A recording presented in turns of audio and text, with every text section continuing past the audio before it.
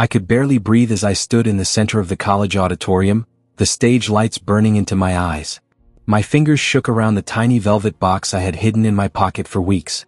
I whispered, "Mia, but can you come up here for a second?" My voice cracked and a quiet wave of murmurs rippled through the crowd.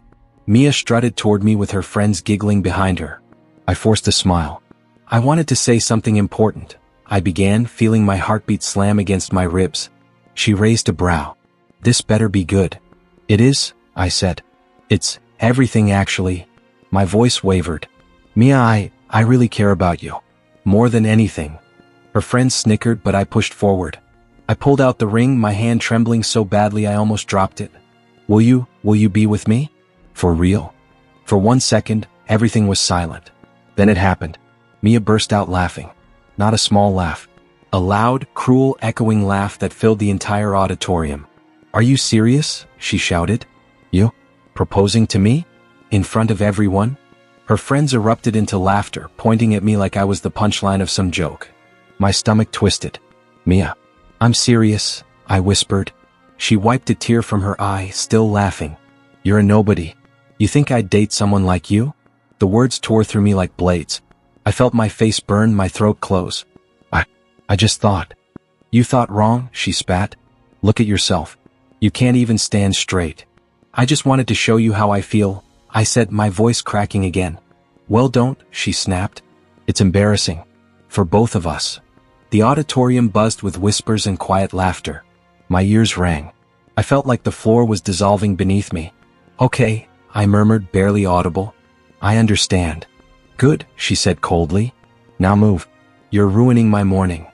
I swallowed hard, nodding even though everything inside me screamed to run. Someone in the back muttered, "Damn, that's rough." Another whispered, "He really thought she'd say yes?" I couldn't take it anymore. Without saying another word, I turned and rushed out of the auditorium. My vision blurred as the hallway stretched endlessly ahead of me. I pushed through the doors and stepped outside, letting the cold air slap my face. My chest felt crushed like something had snapped inside me. I heard footsteps behind me. Hey man, stop." Liam's voice echoed across the courtyard.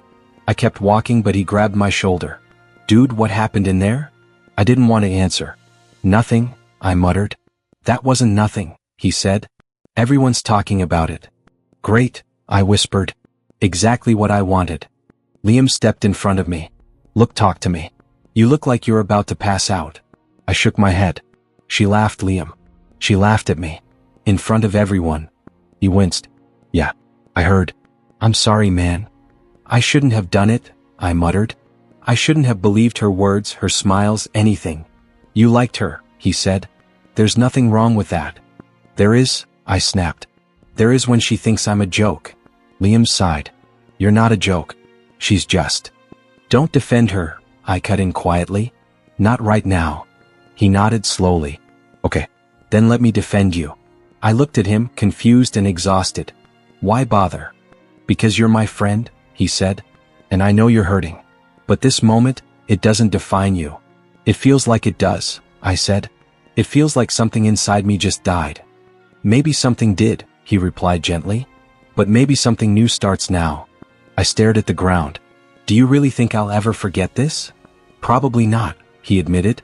"But you'll grow from it." I let out a shaky breath. "It hurts, Liam. More than I thought anything could." "I know," he said softly. "But you're stronger than you think." I clenched my fist. "I don't feel strong." "You will," he said. "Not today. But someday." I closed my eyes, letting his words settle. "Today feels like the end." "Maybe it's the beginning," he said. "The start of a new version of you." I slowly opened my hand, staring at the ring that now felt heavier than my whole body. "A version built from pain?" "A version built from whatever you choose next," he said. And standing there, heart shattered, pride crushed, I whispered, "Then I'll build something better." I kept my head down as I walked through campus, pretending not to hear the voices around me. Someone whispered, "That's him." Another laughed, "The ring guy." I forced my steps to stay steady, but inside, everything felt cracked. I heard a group of students behind me and one of them said, "Did you see the video?" Mia didn't even hesitate. Another replied, "I'd die if that happened to me." I wished I had died in that moment too. "Hey," Liam called from a distance. I didn't stop. I didn't want to see the worry in his eyes. He jogged next to me. You can't keep ignoring me. I'm not ignoring you, I muttered. You are. And you look worse every day. I am fine, I lied. No, you're not. I clenched my jaw. Just leave it, Liam. He sighed. I'm not going anywhere. But I did. I walked faster until his voice faded behind me. I hated myself for shutting him out, but every time he tried to help, it made the pain feel real again. I didn't want it to be real. At lunch, I sat alone, pretending to scroll on my phone.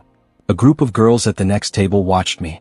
One whispered, "He really thought Mia would say yes?" Another added, "She's dating Jason now. Upgraded, obviously." Their giggles stabbed deeper than any words. Right on cue, Jason appeared, tall and smug. He wrapped an arm around Mia, who pretended I didn't exist. He looked at me with a smirk. "Still alive, bro?" he asked. I stared at my tray. "Yeah. Cool. Just checking." He kissed Mia in front of me, exaggerated and loud. She laughed and said, "Stop, Jason." They walked off together and I sat frozen, feeling the cafeteria tilt around me. That night, I went to the cafe for my shift. Mrs. Carter greeted me with her soft voice. "Good evening, sweetheart. Rough day." "Something like that," I muttered. "You look tired." "I'm okay. Just want to work." She touched my shoulder gently. "Take your time. I'm here if you need anything." I nodded, not trusting myself to speak. She always meant well, but kindness hurt more than cruelty these days. While I wiped tables, my phone buzzed with notifications. Another video repost. Another comment. Another reminder. I shoved the phone in my pocket, breathing through the tightness in my chest. A couple at a corner table whispered while looking at their screens. The guy said, "This is the dude." The girl leaned closer, pity in her eyes. I pretended not to hear. I cleaned the already clean counter, anything to keep busy. At closing time, Mrs. Carter said, "You should rest more." "I will," I lied again. "Eat something before you sleep," she said gently. I offered a tired smile. "I'll try." Outside, the cold night air wrapped around me. I walked home slowly, each step heavy. My mind replayed Mia's voice, asterisk a nobody star. It echoed like a curse. I whispered to myself, why wasn't I enough? It had become a nightly ritual, a question with no answer. I reached my room and stared at the mirror. I looked hollow. My eyes were darker, my posture slumped. "Get it together," I told myself. But the moment I said it, my throat closed up. I sat on the floor, leaning against the bed, fighting the urge to break down. A message from Liam popped up. "Call me, please." I turned the phone face down. The next morning, I skipped breakfast, skipped conversations, skipped life. At class, a teacher paused when she saw me. "Are you feeling all right?" she asked. "I'm fine." She looked unconvinced. "Your grades have dropped. If something is wrong." I said I'm fine. She nodded slowly, but I could see the concern in her eyes. I hated that look. I didn't want anyone's pity. During break, I overheard two classmates talking. "He used to be normal," one said. The other replied, "Heartbreak changes people." I walked away before they could notice me. After classes, I headed straight to the cafe again. I preferred the quiet hum of the machines to the noise in my head. Mrs. Carter handed me a pastry. "Eat," she said simply. "I'm not hungry." "I know. Eat anyway." I took a bite for her sake. It tasted like nothing.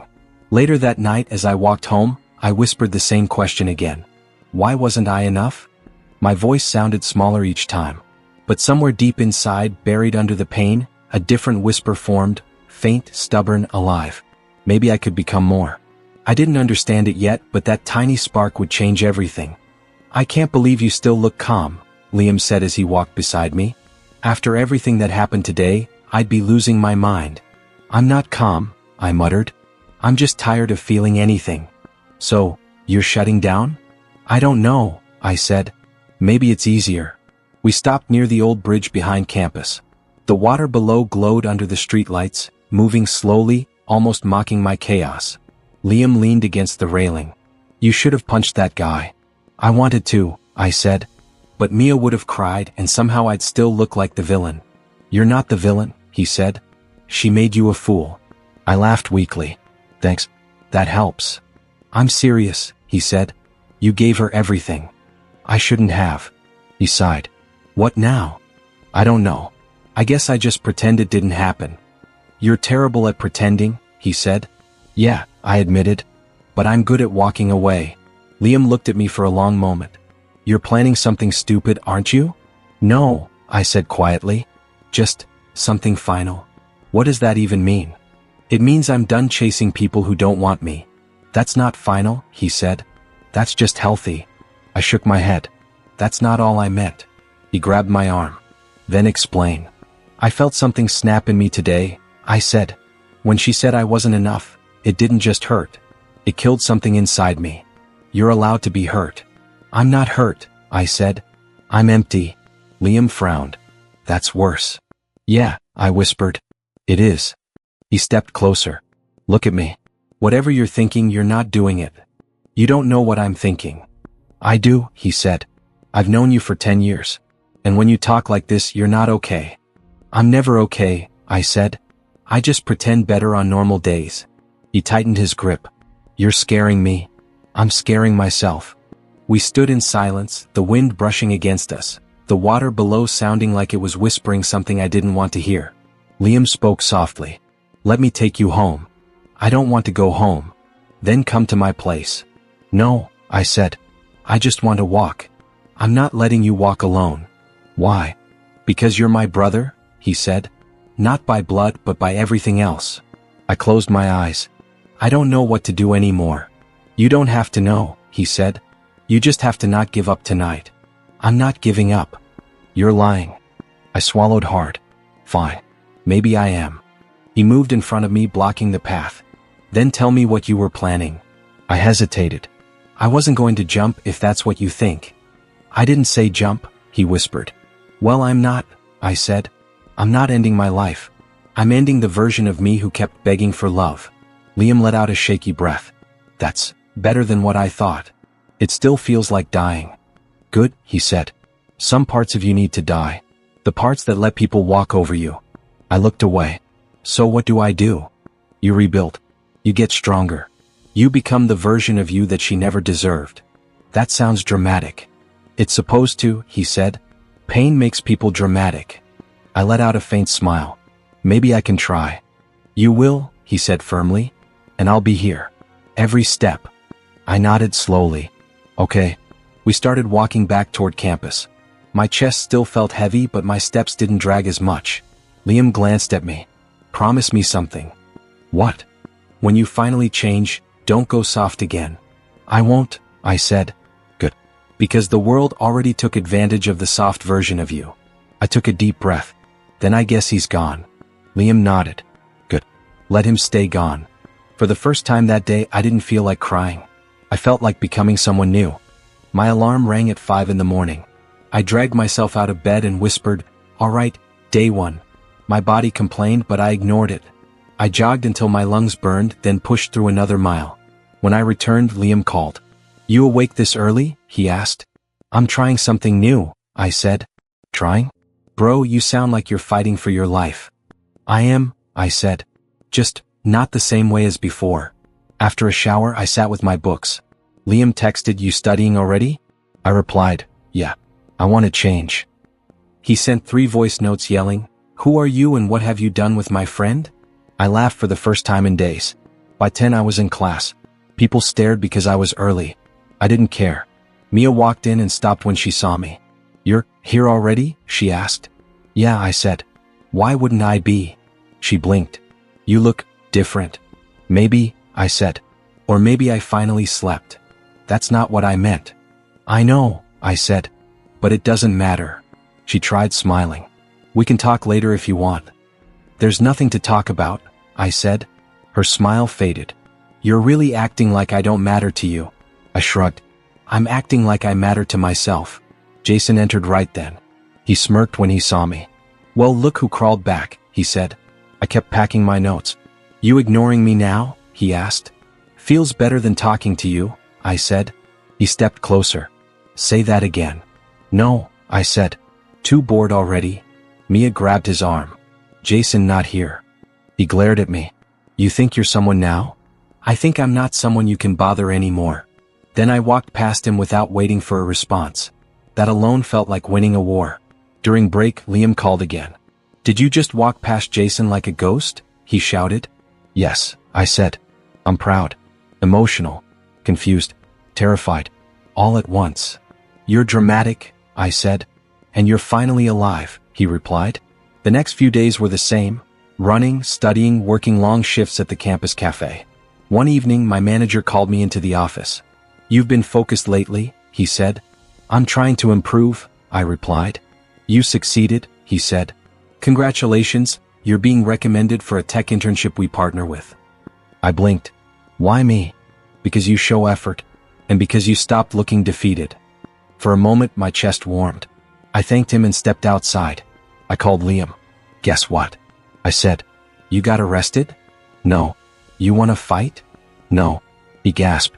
"You got an internship, didn't you?" "Yes." He screamed loud enough that strangers stared at me. "I'm buying cake," he said. "And balloons. And maybe a goat." "Why a goat?" "For celebration purposes." I laughed again. My first day at the internship was terrifying. The office looked too polished, too serious. A woman in her early 30s approached me. "You're the new intern?" she asked. "Yes," I said. "I'm trying not to look lost." "You failed," she said with a small laugh. "I'm Evelyn. I'll be supervising part of your training." "I appreciate that," I said. "You better," she replied. "Because I don't mentor lazy people." "Are you lazy?" "Not anymore," I said. "Good. Then follow me." She walked fast and I nearly jogged behind her. In the conference room, she handed me a tablet. "Why this field?" she asked. "I want to build something," I said. "Something that proves I'm more than what people think." She raised an eyebrow. "Revenge motivation?" "No," I said. "Self-respect motivation." "Better answer," she said. "I can work with that." Throughout the day, she corrected me, pushed me, and questioned everything I did. At one point, she said, "Don't shrink. Speak clearly." "I'm trying," I said.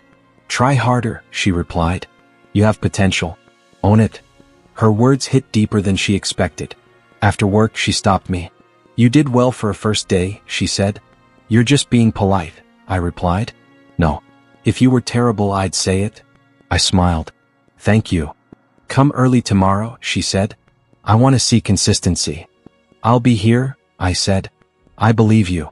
Walking home, I felt something warm inside me, something I hadn't felt since before Mia tore me apart. Hope. My success didn't happen overnight. It took years of work, fear, and stubborn hope. When Liam and I graduated, he slapped my back and said, "Now what, genius?" I told him, "We build something that outlives our pain." He laughed and said, "Then let's start today." We worked out of a tiny room with peeling paint. Liam kept saying, "This place smells like old socks." I replied, "Then let's earn an office that smells like money." He grinned. "Deal." Evelyn visited one afternoon and frowned at our setup. "You two call this a workplace?" she asked. I shrugged. "It's all we can afford." She shook her head. "Not for long. I'm introducing you to an investor. Try not to look homeless." The investor was Mr. Lee, a calm man with sharp eyes. He asked, "Why should I trust two fresh graduates?" I answered, "Because we won't waste your money or your time." Liam added, "We fail forward. Fast." Mr. Lee chuckled. "Interesting duo. Show me your prototype." After we presented, he leaned back. "Fine. I'll fund you. Don't make me regret this." I said, "We won't," even though my hands shook. Months passed in a blur of sleepless nights. One morning, Clara, our HR manager, barged into my office. "We need more staff," she said. I asked, "Already?" She waved papers. "Your growth is insane. I can't keep up alone." I sighed. "All right. Hire who you need." She smirked. "Say no more." Our small team turned into a buzzing office. Liam danced in the hallway yelling, "We're actually doing it." I laughed. "Yeah, feels unreal." But the higher we climbed, the darker the shadows around us grew. One afternoon, an old classmate messaged me. "Hey bro, long time. Want to grab coffee?" I replied, "We were never close." He wrote, "Come on man, don't be like that." I didn't answer. Liam saw the chat and said, "People smell success like sharks smell blood." I nodded. "I'm not giving anyone free bites." Competitors tried to copy us. One even sent a fake applicant to steal information. When Clara discovered it, she stormed into my office shouting, "This guy's a spy." I stared. "A spy? Seriously?" She threw the resume on my desk. "Look at his email." It literally says, Temp Staff 123. Liam burst in laughing. We're so big we get bad spies now. But the pressure grew too. Investors demanded faster updates. Employees needed answers. Nights felt heavier. During one meeting, Evelyn noticed my silence. You're carrying too much, she said. I replied, I'm trying to be strong. She shook her head. Strength isn't silence. Talk when you need to. I whispered, I will. Eventually. Still, there were moments when I caught myself drifting back to the past. The bridge. The rejection. The laughter. Late at night, I sometimes whispered, would she even recognize me now? Liam heard me once and said, why do you care? I looked at him. I don't know. He sighed. Listen. If life circles back, you'll face it then. But don't let ghosts live rent-free. He was right. I wasn't that broken boy anymore. I had a company, people relying on me, and a future that looked brighter every month. But still, one question stayed with me like an echo. If I met Mia again, what would I feel? I didn't know. But I sensed the answer was coming sooner than I expected. One evening, as I left the office, Clara ran after me and said, You've got a visitor. I asked, Who? She shrugged. Some girl. Didn't give her name. She said she used to know you. My chest tightened, but I kept my voice steady. Where is she now? Clara pointed toward the lobby. Waiting. Looks nervous. Liam appeared behind her and whispered, Dude, could it be? I exhaled. If it is, then this is the moment life's been preparing me for. I kept walking. Clara knocked on my door early in the morning. I need a minute, she said softly. I glanced up from my laptop. What's wrong? She hesitated, then walked in and placed a file on my desk. New applicant for the secretary position. I nodded. All right, let me. My voice stopped the moment I saw the name. Mia Thompson. My breath froze in my chest. Clara didn't seem to notice the way my fingers tightened. She asked, should I process it? I swallowed and forced my voice to stay calm. Yes. Schedule the interview. She raised an eyebrow. You sure? Her resume looks complicated. I nodded. Schedule it. When she left, I leaned back in my chair and whispered, why now?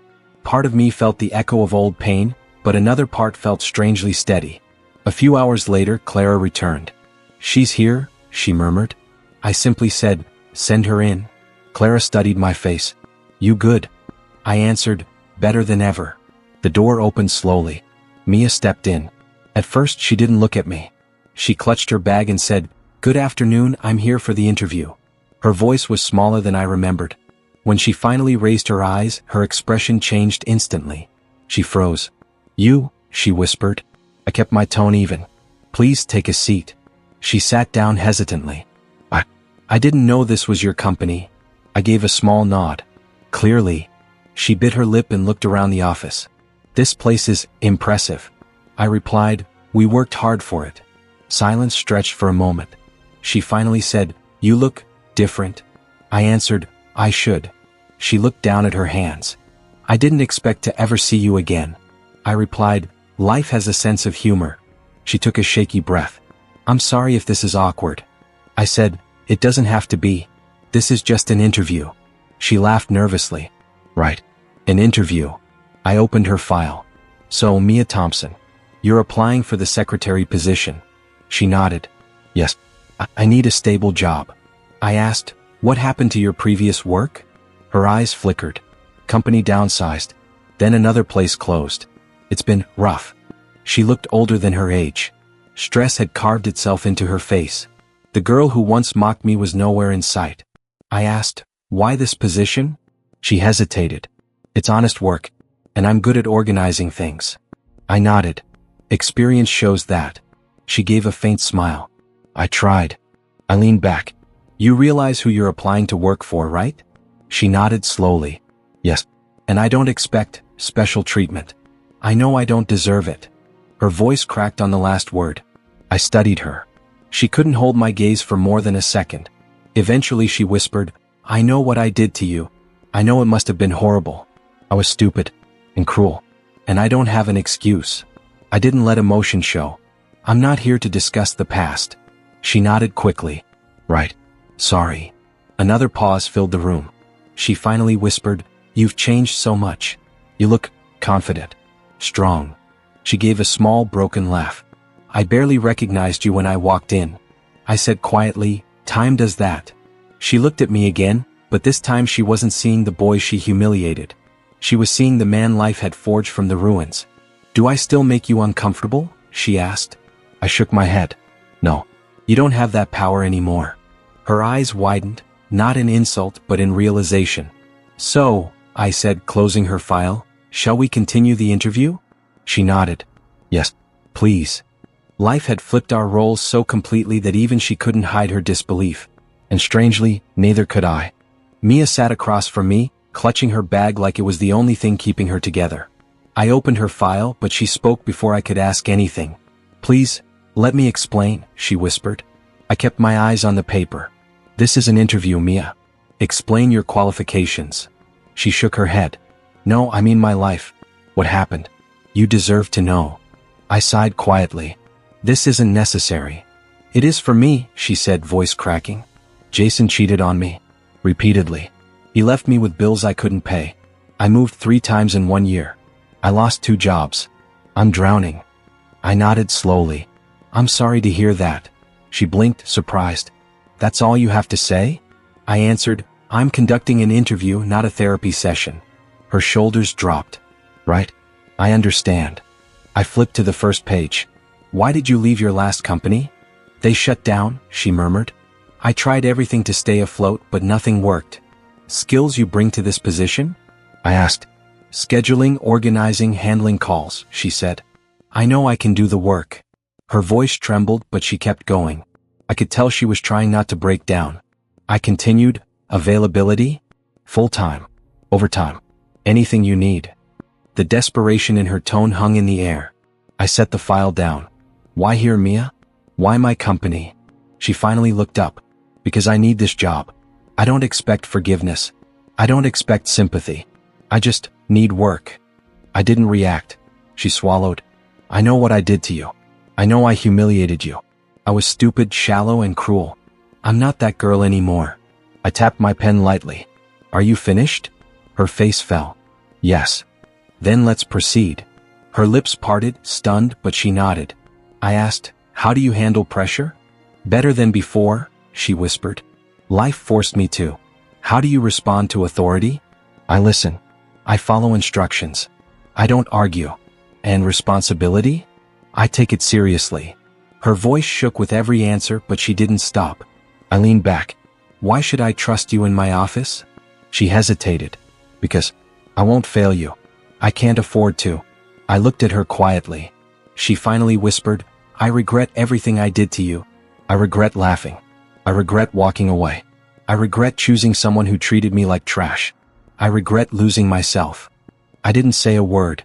She leaned forward slightly. I'm not asking you to like me. I'm not asking for anything personal. I just need a chance. I closed the file. Is that all? She nodded weakly. Yes. I stood up. Then here's my decision. Her breath caught. She whispered, You're going to reject me, aren't you? I looked at her. The old me would have begged for her attention. The broken me would have wanted revenge. The man I became felt none of that. No, I said calmly. You're hired. Her eyes widened. Hired? You're serious? Report tomorrow at 9. Clara will handle your onboarding. She stood slowly, almost in disbelief. I don't know what to say. Say nothing, I replied. Just do your job. She nodded. I will. Thank you. As she reached the door, she paused. Does this mean we're okay? I answered without emotion. It means you work here. She flinched softly. Right, understood. When she was gone, I sat down and let out a long breath. Hiring her wasn't kindness. It wasn't revenge either. It was something in between, a chance for karma to move at its own pace. Watching her walk into my office tomorrow as my employee would be surreal. But inside I felt no satisfaction. Only a strange, quiet emptiness. Mia walked into the conference room with a stack of files, pretending she wasn't nervous, but I saw the way her hands shook. Morning, she said, forcing confidence. Morning, I replied as I signed the last page of a contract. We'll start in 5 minutes. Sit. She sat across from me, eyes flicking to the documents in front of me. You're really running things now. I told you I would, I said. She let out a small breath. I didn't think you meant it like this. Liam entered the room, looked at her, then at me. You sure this is a good idea? Yes, I said. Trust me. He muttered something under his breath but took his seat. When the meeting began, I led every point. Mia scribbled notes quickly, watching me with a look that mixed guilt and disbelief. After the clients left, she stayed behind.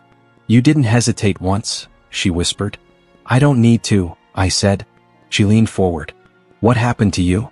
I grew up. Her lips pressed together. No, it's more than that. I shrugged. Maybe I stopped caring about things that don't matter anymore. She swallowed. Like me? I looked at her without emotion. Especially you. She flinched even though my voice was calm. Do you hate me? She asked. No. Her eyes widened a little. I don't feel anything, I said. Hate requires energy. She stared at me for a long moment. I didn't know I broke you that badly. You didn't break me, I answered. You just showed me who I shouldn't be. Later in my office she came in again. Can I ask something else? You already are, I said. Do you ever think about what happened between us? Sometimes, I said. But not the way you think. What does that mean? It means I remember it like an old scar. It's there but it doesn't hurt. She nodded slowly. I wish I had understood you back then. It wouldn't have changed anything. She looked down at her hands. You're different, stronger, colder. You wanted someone else. Now you're seeing who you walked away from. She shifted uncomfortably. I didn't expect to feel this much guilt. That's your problem, not mine, I said. She let out a shaky breath. I'm trying, you know. I'm really trying to be useful here. And you are, I said honestly. She blinked in surprise. Really? I nodded. You're doing good work. I don't mix personal and professional. But this is personal, she whispered. Not for me. Every day that week she kept asking small questions, soft ones, hesitant ones. Are you always this calm? Yes. Does anything scare you now? No. Do you miss who you used to be? No. She finally asked the one she'd been avoiding. Do you ever miss us? There was no us, Mia, I said. There was a version of me trying to be enough for someone who didn't want me. That person doesn't exist anymore. Her eyes glossed over, but she didn't cry. She just stood still like she realized something she should have known long ago. I'm too late, aren't I? She whispered. For what? For making things right. I closed the file in front of me. You can't fix what never mattered. She stepped back, breathing hard. I didn't know I would lose you this completely. You didn't lose me, I said. You never had me. And for the first time she had no reply. She walked out quietly, leaving only a faint echo of regret behind, and the room felt clearer without the weight of her lingering presence. Mia knocked on my door that evening, her voice trembling as she said, "Can we talk?" I opened the door and nodded, watching her step inside like she was afraid the floor would break beneath her. I can't keep pretending I'm fine, she whispered. I need to say everything I never said.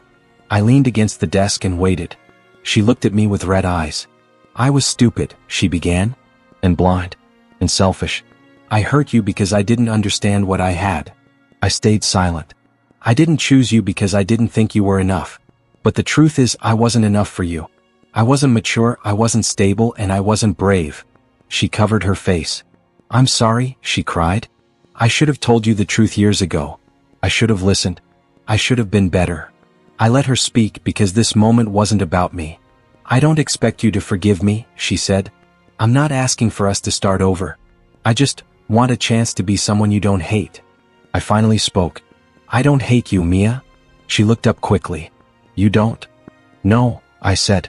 I just don't need you anymore. She blinked, stunned by how calm I was. So that's it, she whispered. That's really how far you've gone without me? I nodded. I moved on a long time ago. Her lips trembled. I thought, maybe if I apologized, something in you would soften. It did, I said. But not in the way you think. I'm not angry anymore. She stepped closer. Then why does it feel like I'm losing something important right now? Because you are, I replied. You're losing the version of me you thought would wait forever. She let out a broken sound. I didn't know I'd regret this much. Regret is your story, I said. Not mine. She wiped her tears, nodding slowly. Thank you for letting me say it, she whispered. I needed to let it out. I know, I said.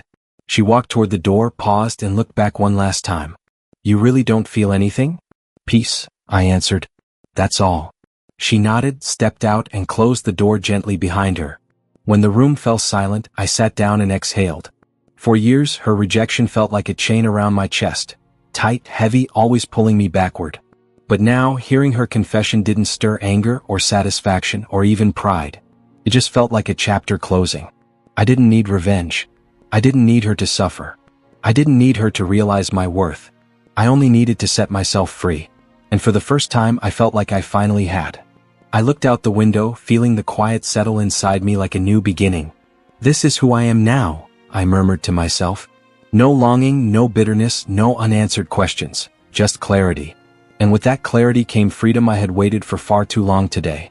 I stood on the old college bridge, the place where I once cried until my chest hurt. The wind felt colder than I remembered, yet it didn't bother me. Funny, I whispered, I used to come here to break. I placed my hand on the railing. Now I'm here to breathe. Footsteps approached and Liam's voice followed. I knew I'd find you here. I turned slightly. You always do. He walked beside me and leaned on the railing. You all right? Yeah, I said. For the first time, I think I am. He nodded. So, you came here to talk to your ghosts? I smirked. More like thank them. Liam raised a brow. Thank them? Pain made me grow, I said. Losing her forced me to fight for myself. He sighed. I remember that night. You were shaking so hard I thought you'd collapse. I remember you pulling me away from the edge, I replied. You didn't let me fall. Liam shrugged. That's what brothers do. I looked out over the water. Back then I thought my life ended here. Now it feels like it began here. Liam nudged me. So no bitterness? No, I hope she regrets everything monologue? I shook my head. No. I'm done thinking about what she deserves. Then what do you feel now? He asked. Gratitude, I said. She broke me, but breaking pushed me forward. Liam grinned. You know I'm proud of you. Thanks, I said softly. Took me long enough. We stood in silence for a moment before he added, So what now? Now, I replied, I move on without looking back. The next morning I walked into the office with a strange lightness. Mia was waiting outside my door, eyes lowered. You asked for me? I nodded and handed her an envelope. Your final settlement. Your contract ends today. Her lips parted. You're letting me go? Yes, I said. You need a fresh start and so do I. She swallowed. Thank you for not destroying me when you had the chance. I never wanted that, I said. I just wanted to be free. She nodded, turned, and walked away without another word. I stepped into my office feeling something click inside me, an ending, clean and quiet. I sat in my chair, leaned back, and let out a breath I felt like I'd been holding for years. The bridge, the heartbreak, the years of doubt, they all came together in a single moment of clarity. I looked at my reflection in the glass window and whispered the words that felt like the final key turning in a locked door. She rejected me because I was useless, but losing her is what made me become the man I am today.